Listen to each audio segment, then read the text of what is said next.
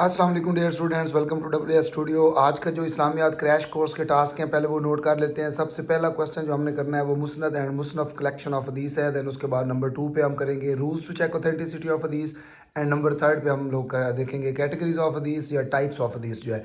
तो अब सबसे पहले हम देख लेते हैं मुस्नद एंड मुसनफ कलेक्शन ऑफ हदीस। इसके अंदर 10 मार्क्स का क्वेश्चन आता होता है और डिटेल्ड अकाउंट वो कहता है। तो सबसे पहले आपने क्या करना है, इंट्रोडक्शन लिखना है जिसमें आपने पहले हदीस को डिफाइन करना है, हदीस क्या होती है। देन उसके बाद आप बताएंगे कि इसकी इंपॉर्टेंस क्या है, यानी पहले एक इंट्रोडक्शन जो है वो एक अच्छा सा स्ट्रॉन्ग किस्म का आपने बता देना। बीच में रेफरेंस भी यूज़ करेंगे जैसे कि obeyed orders of Allah and obeyed orders of messenger.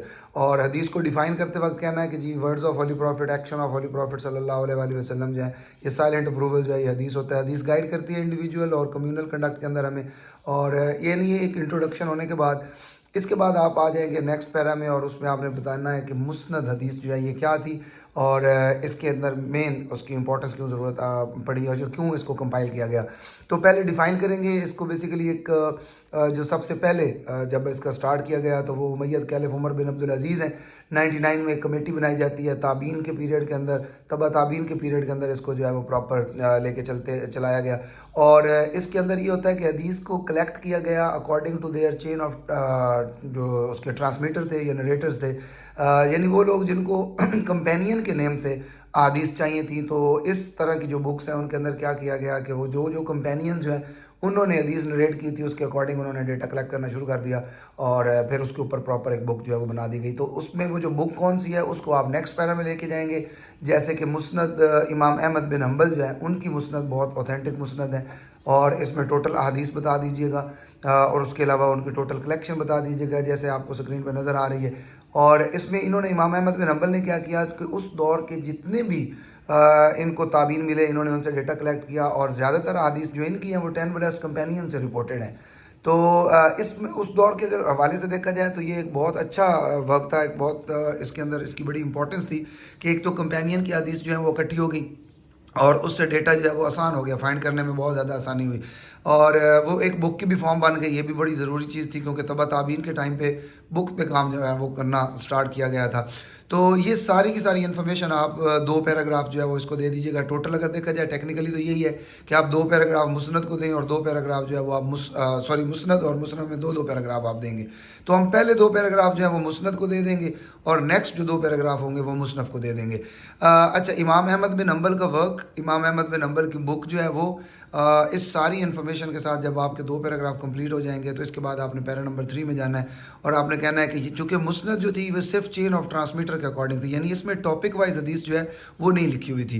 तो फिर ये बड़ा मुश्किल हो जाता था ख़ास तौर पे वो लोग जिनको टॉपिक वाइज चाहिए थी। जैसे अगर ज़कात के बारे में हदीस चाहिए, प्रेयर के बारे में हदीस चाहिए, हज के बारे में हदीस चाहिए, पिलर्स हैं, आर्टिकल्स हैं और बाकी इशूज़ हैं, सोशल इशूज़ हैं, अगर इनके बारे में हदीस चाहिए तो मुस्नद जो थी वो फिर उनके लिए सूटेबल नहीं थी। तो उसके लिए फिर क्या किया गया, एक अनदर बुक जो है उसको कंपाइल किया गया जिसको मुसनफ़ हदीस जो है वो कहा गया। तो मुसनफ़ हदीस के अंदर जो है पहले आपने उसको पहले इसी तरह से डिफ़ाइन कर लेना है। स्क्रीन आपके साथ शेयर है, आपने इस पर देख लेना है कि कौन कौन सी चीज़ें जो है वो आप नोट करेंगे। अच्छा, जब आपने मुसनफ़ को प्रॉपर एक्सप्लेन कर देना है देन उसके बाद आपने उस पर भी एक बुक जो है मेन जैसे मुवत्ता बाय इमाम मालिक की लिखी हुई है इस पे आप आ जाएंगे।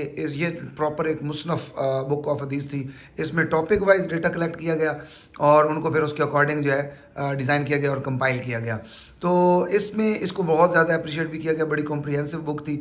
और इसके बाद जो आने वाला वक्त था उसके बाद इसी तरह से काम जो है वो स्टार्ट किया गया और बाकी जो इनके बाद तबा ताबीन के बाद के आने वाले जो लोग हैं उन्होंने फिर इसी फार्मूला के अकॉर्डिंग बुक्स जो है वो बनाई। जैसे कि इमाम बुखारी और इमाम मुस्लिम या बाकी सियासत की बुक्स हैं तो उनमें आप लिख सकते हैं कि वो भी कंप्लीट एक मुसनफ़ टाइप ऑफ है क्योंकि उनके अंदर चैप्टर हैं, टॉपिक वाइज उनको सेपरेट जो है वो किया गया है। तो अब आपको अगर हदीस फाइंड करनी है हज के टॉपिक के ऊपर करनी है तो ईज़िली आप कंटेंट को जाएंगे, इंडेक्स में देखेंगे और वहाँ पे आपको हदीस जो है वो मिल जाएगी। जैसे कि अभी इमाम बुखारी और इमाम मुस्लिम की जो दोनों बुक्स हैं सही हैं जिनको हम बोलते होते हैं वो उनकी बेस्ट एग्जांपल है, वो सारी मुसनफ़ बुक्स ऑफ हदीस हैं। तो ये आपका मुस्नद और मुसनफ़ है, इसको आप बड़ा अच्छी तरह से देख लीजिएगा। पूरे का पूरा आंसर आपके साथ मैंने शेयर किया है, इसी तरह से आपका आंसर जो है वो होना चाहिए। अब हम आएंगे नेक्स्ट आज का जो टास्क है उसकी तरफ, वो है rules to check authenticity of हदीस। इस क्वेश्चन को अटैम्प्ट करने के लिए इसके अंदर एक तो ये देखिएगा कि सबसे ज़्यादा रिपीट होने वाला ये क्वेश्चन है और डिफरेंट मेथड्स में इसको पूछ सकते हैं। इसका नाम टाइप्स تو خیر نہیں ہوتا، اس کو سٹرکچر یا پارٹس آف حدیث کہتے ہوتے ہیں. تو پہلا پیراگراف جو ہے وہ فیبریکیشن کو دے دینا ہے کہ آپ نے بتانا ہے کہ لوگوں کے پاس جب اس طرح تابعی اور تبع تابعین کا ٹائم پیریڈ چل رہا تھا اور لوگ ڈیٹا اکٹھا کر رہے تھے جن کے پاس احادیث تھیں، تو وہ بڑی ان لوگوں کو بڑا آنر تھی، بڑے رسپیکٹفل تھے سوسائٹی کے اندر، اور بڑی ایک پریسٹیج ملتی تھی.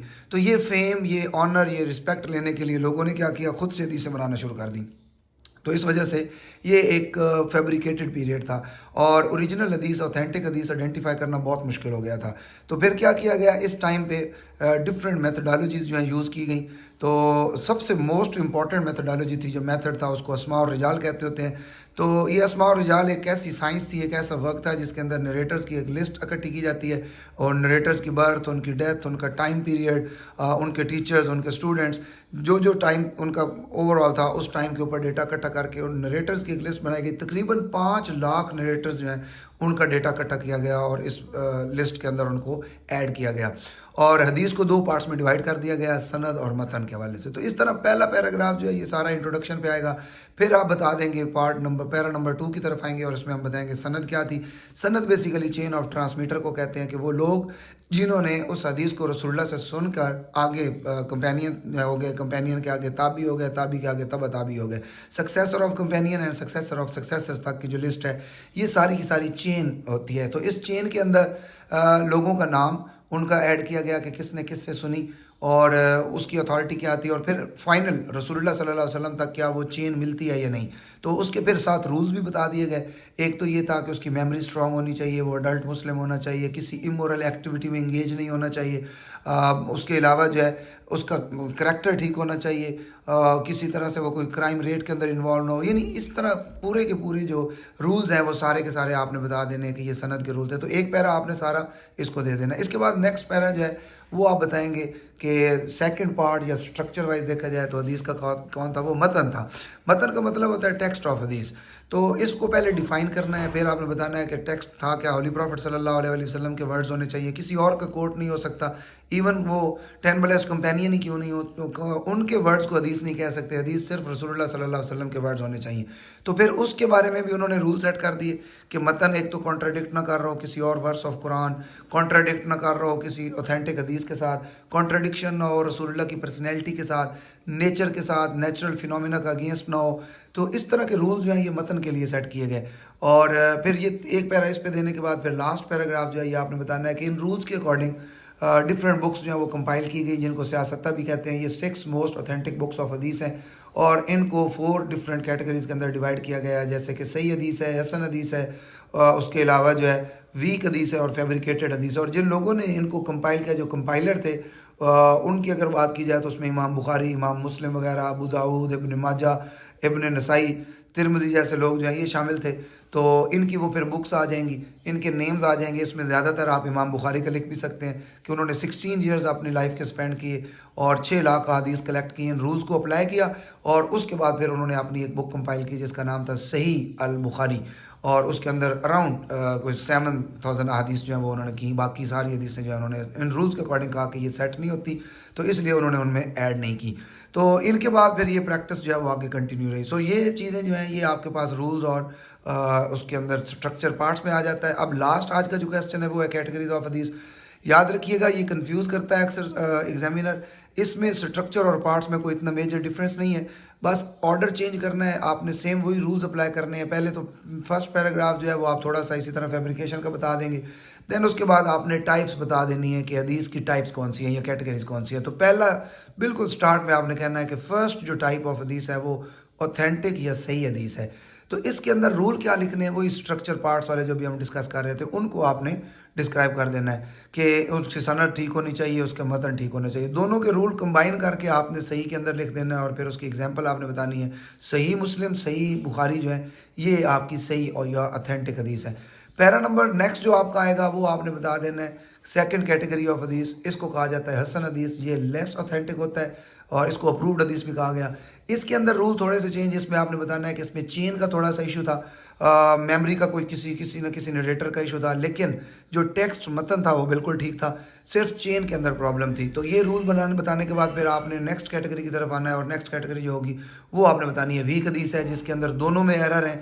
मतन में भी एरर है और चेन ऑफ ट्रांसमीटर यानी सनद के अंदर जो है वो भी एरर है।